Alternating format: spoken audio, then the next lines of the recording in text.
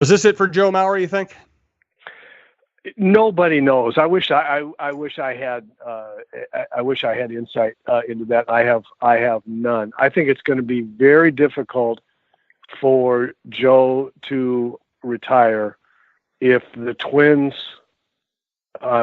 demonstrated a sufficient desire for him to be on the club next year, and by that, having it be worth it economically to the Twins to make him an offer that doesn't embarrass Joe, that doesn't offend Joe, and say, or just say, you know what, at that level, it's not worth it for me to be away from my little girls, as much, and my wife as much as I am during the season.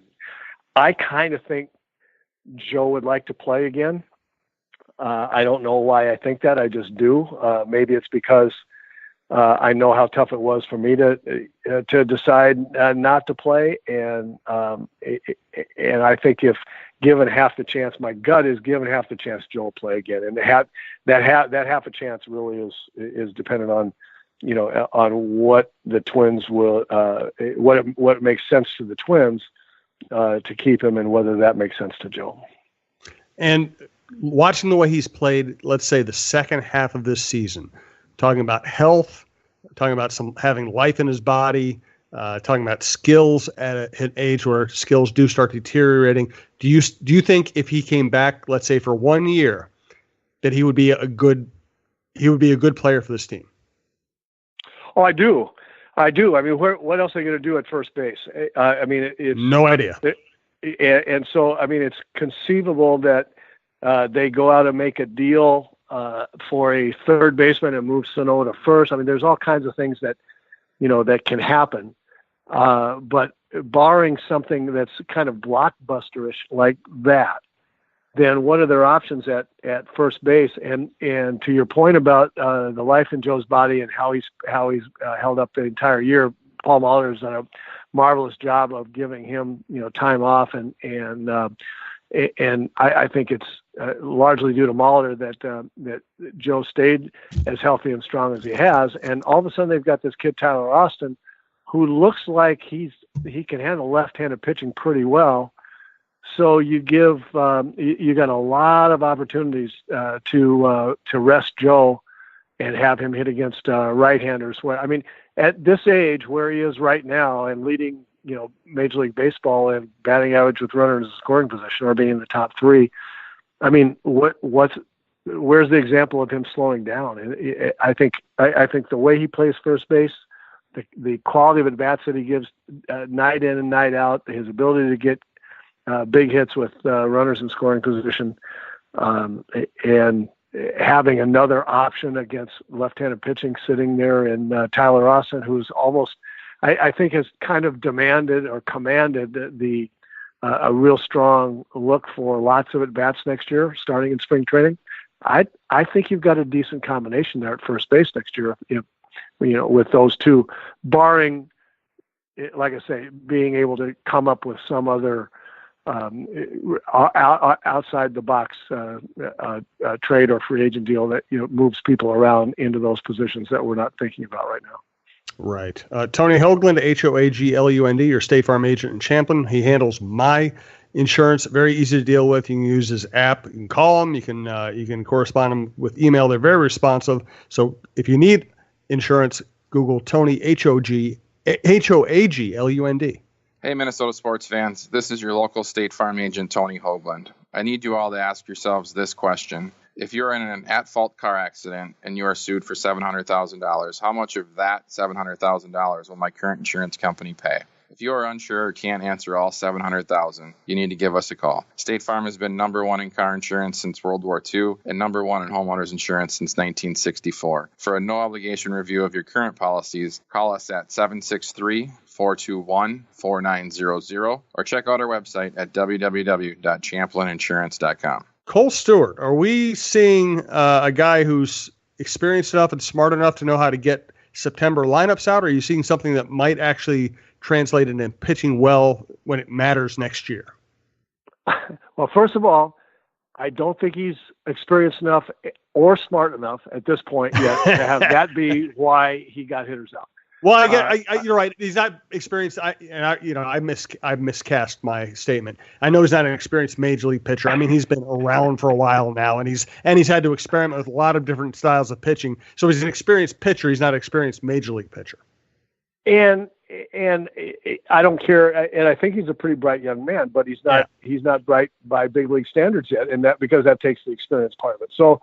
I will say, and that's the good news, basically, because the Detroit Tigers lineup notwithstanding, I mean, that is not the 27 Yankees, and you expect to pitch well against the Detroit Tigers hitters, but I will say that the stuff that I saw him deliver to the plate against the Yankees.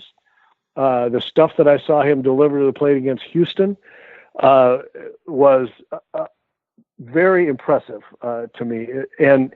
And what got him in trouble against the better hitting lineups in Houston and the Yankees was his inability to continue to throw that good stuff for strikes. And that was it. When he was in the strike zone, they didn't hit him. And when you've got a fastball that plays like that, I mean, he had against Houston and New York, he had no breaking ball. He had nothing else. He threw a really great sinking, hard moving, running, sinking fastballs, anywhere from 91 to 94 or 5, that nobody had comfortable swings against until he got 2-0 or 3-1 after having walked a couple of guys, and then the roof would kind of fall in. But when he was going strike with only fastballs and occasional changeup, he was getting good hitting lineups out at meaningful times. Both of those teams at the times that he pitched against them wanting to win those games, needing to win, as many games as they could. So what we've seen against the Tigers here has been better command of the fastball in the strike zone. And all of a sudden, especially last night, the breaking ball being thrown in really good spots, either strikes or just off the corner in really great pitchers' spots. So I've been slow. I am slow to warm to young pitchers that are sinker ball pitchers that are getting lower tier teams out in September.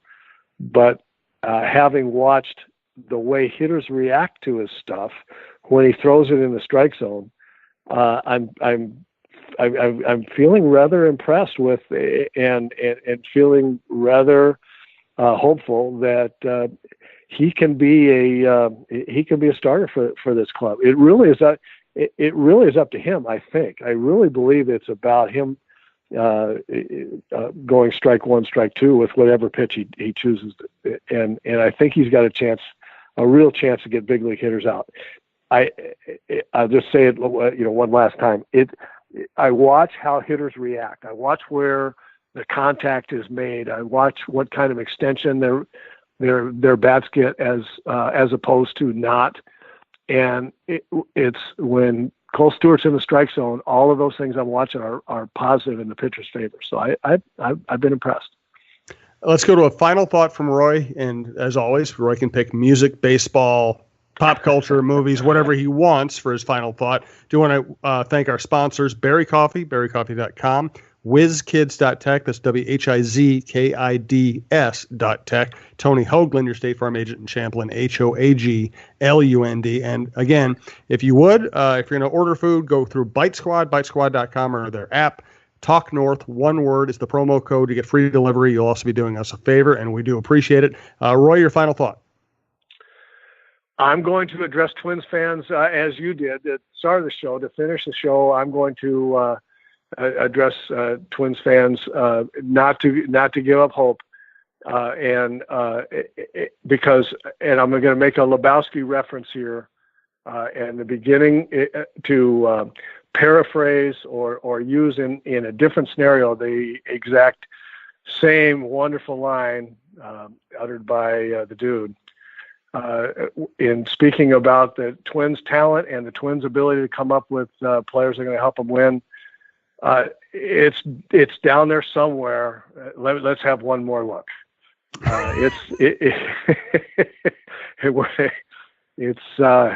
where's the money, Lebowski?